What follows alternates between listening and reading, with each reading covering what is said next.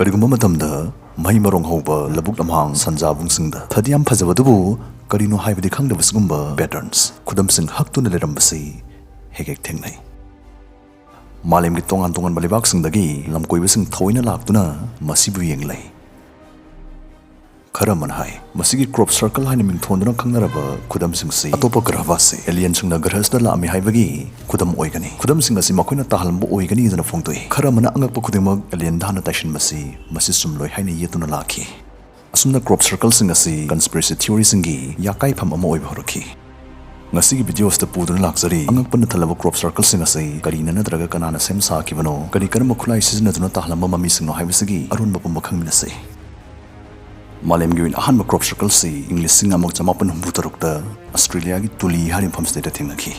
kanana thingnariba lomi amana magi loyai dagi senpak man bangak poposak ama paikhat kiba laptang urami senpak man maduna magi midyang wang mahik lana paithok kibaga paikhat pham loyai duda jensin duna yenglubuda mahi marong singdu namthek tuna thodokpa korok koiba khudam ama ta dun leramba thingnaki Thogdoksigi pauksi sara salapudagi singum angpa khudam singsai alien singi khud oigani haiba wakhalon sesu sara salakhi Thogdoksigi matung 1970s ki matamda thingnaba crop circle singdi ahinba namuna amate yaudaba icham chamba korok oiba khudam singona thingnakhi maramsna makhoisdi thoidok isingust ki phibam 10 devil ka harifsna thonbo iramba yaidana kayam yang changna khide thosana khide adubu 1996 tadi England Stonehenge sing manang nangna uda puning thumaningai oiba crop circle ma thokjalakhi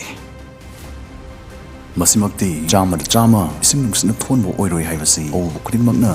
irai laina khangba ngame amadi amuksu masidi fractal koba mathematical shape amada yumpham ohendani amboidoribani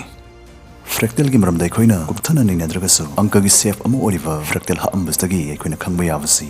Winning basoisana crop circle ha iba semi baziba sing say budhi lok sing wang baziba sing di soidana oirani haibasni masdaidi ekhoi amana kharaga ngaujabaga alien singi wari si hena toina lina bahorki tasing namasi atopa graha madagi lakpa asingba jiba kalup amana taibang mi ekhoi bulena gi khanbadagi thoina haktuna semibra natraga jiba sing sigi maramda namma film alien movie sing da ngaujaba alien gi fan singna malem sibulakna gi khanbadagi Matau amoin hakni berhaibudu makata minasi. Crop circle si butbred kum sopa paiba ubangam da bapo natte. Masdai koi gi mitna urivani sopa thenba hakchang da phawba loina yarivani. Masigi khudong sab slowduna asum naina rakpada study torakpada laidiba crop circle sing asigi yam manaba common oiba point khara khangbanga makhi. Point number 1. Makhoi si ayama madamda circle oi. Ikoi koi ba mongda lerumgali. Number 2, makhoi sa ahing dada ambana semambana nongalakpata thingnai. Number 3, ngasi phawda kanamtana crop circle am ha ingai semingai thengna hoba amata leitri. Number 4, makhoi sa ayambana United Kingdom data thori. Number 5, makhoi sa ayama matamda mi chathok chasin tongnaliba koila thaba lambi sorok mayan nakna ta thorakali gari thousand biyaroi da labuk singdadi khagya amde.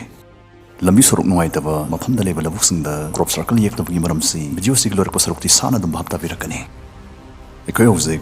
warisig aho sarukta pankhiba English sing amaga jamapan humbutarukta Australia da lomi amana thengna khaiba malemgi ahanba crop circle gi matangdagi horaga masigi mahi marong mothakta taba angakpa malhanba khudam singsigi maikhum mathang hangtokpa hongminarse lomi thodoksi masi makhata na thigal ubuda machu thakpa wa oirongki oi mafamduda akoiba khudam amabudi maik singna ta duna lerongki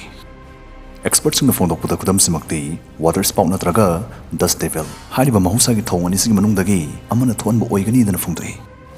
Ado, Miam Nadi, Oitramoxumasi, aliens in the same boy handing ibani, Maramdi, alien Bohadagadi, Nungaiba, bit labor to pick a mehek to Oivana, science puna Tiduna, Lomidui Hens in the Toknadro in the Mayaka Kibana, crop circle Hibawai Sek Panmaga, Masipa alien Hibawai si, Saguna Dona the Magla Kibani. Hojik amuk mayam gi pung in the wang ama soitara lakpiramani 1996 ta England gi Stonehenge manakta thorakiba mathematical safe fractal mong gi crop circle aduna maduna kamdong wazano alien theory singidi ningba kai ningai ni madudi thigal ubuda masigi khudam sisu lona ba hingda pung hom changna sem sa ki bani haibasi taseng khangbanga makhi kana no sem sari ba mokhoi adudi adumna sena khanglabuduni hojikan sei preng yam tonare preng haibo haisa tadaba angang dagi hanuba phauleram maroi mane adom na khali budu chummi 1996 की Faro Fractal Crop Circle से Brainstorm मखोई हम मानरगा Coke चुंगसिन Narga same साखी बने एक कोई ख्वाई की alien जनरम दरे ताइबुंग मी एक कोई नोयरम ले 1991 दसो निपानी ना मखोई ना अहिंग अहिंग होगलगा Crop Circle से मकपसी जही तरह सुरक ले हाई ना कन्फेस्ट ऑफ जकीवा मरालिया जकीवा ले खरबने मखोई अनी ना फुंदोकपदा इंग्लिश अमग समापन बुतरुकी लौमी की थौदो उदुदगी मखोई मसादा थौदोक पहकन मजंग की बदगी Crop Circle सेम साबगी थबकसी खुद ताबा हो खीवनी दन फुंदोए अदुबो मयाम ने ओरिबा Crop Circle खुदी मक्सती मखोई अनी ना लोइना सेमबदी नते मखोई ना सेमबन नतबसु यावरी दना फनयाम अमसु यावरी दना मखोई ना मखा ताकी मसदैदी अतोपा Crop Circle सिंग अदुदी मदुदी कनाना सेमिजानो दना चरक चहिंग नदुना लेरिंगै 1996 ता मसागी प्रिंसर मखोई हमदोमु साफोंगा खीवनी फाबा ngomखीवनी मसदगी अमुक मतुंग तारकपदा 2013 दा सिदियाम कुइबनद्री मसागी चहि निफुमथोय सुरबा मैथ्यू विलियम्स कबुनी पामना मा Crop Circle सेमगी थबक्तगी पोथाजरे दना मरनाय लाउथोकजरखी करी मरमगी तोइबा अहिंग अहिंग मकु सावदा मादी हे फीवर हारिबा अरुम लहौगा हर मानबा एलर्जीस ना तोइना लांदासलपतगी तोपजाने मैथ्यू न तो एना हेक लाउथोकजरखीबसदगी Crop Circle थोरकपगी सांगसु जरा में फजना ताथाकी मादी फजना तरमबजाने महाकना मागुम्बा अतोपा Crop Circle सेमिसिंगदुगी मतंगदा सुमना हाइकी फाउलै मोइना सेमिनेन तोरिसिंगसी मौंगी ताता सते तिनजुंग काइजों सेमदे यादबै पंगसेम सेमजनमै मो जॉब जॉब पंगसेम सेमजनबजाने माना सुमना फाउ हाइकीबने हौजिक रोइबोइना लाक्तोरिबो हंगदी मालेमसिगी मी क्रोर के पंगबसीबा थमाई चंबा ngमलिबसिगी Crop Circle सिंगसे सेम साबदा यामना मफवा अफवा खुसुकलाइग चंगराइबो वहंसने चंगदे सुबनै मी अनि खका थौरी खरगा उबा खरगा द चंगी अराइबो हाइदा Crop Circle से ग्राफिटी ऑन फार्मलैंड हाइदी मीना फकलांगदा युम्बीदा असुमनै येकपा खोटपगी कला से मखोइना लबुक लमहांग संजाबुंगदैना खोटपगी वाने नोंगालकपदा गैथेलगी फकलांग एक्सनबा ग्राफिटी ददी मसी एलियन येकलंबनी दना कनामदना हाइनदे अदुगा लबुक द कैनवस ओइदना खोटपा लाइसिंगबुना गदिगी एलियन द ताइसलिबना मरमदि लबुकी ग्राफिटीस दी येकनबा खोटनबा होनबदा ताराइदे याम निंथिना प्लानिंग हना तबो जंगी लोबहेले मी पोंग उखिदनबा अहिंगदा तवदबसु यादे लुसुलुबा मरिंगसु मरांगबा मिना थाइनदै तोंगनरक्तबा थबा कोइबगा अखोइना hi ha ha ngakपगा खर पामजाबगा एलियन द दोहिकता ताइसनबने अदुना ngasiदगिदी खंजन बिहोरो Crop Circles मखातना ngakningai ओइद्रे तंदबा मी खरना मखुता उबाग थौरी पाइरगा मीगे फार्म द हुरानोलादा अहिंगदा लाइ खुटपा पामजाबा मखोइ खरगी खुदोलनि Crop Circles नोंगालक्त्रिङै मयुम यौनबा मथुन थांगतुना चेलपा कालानि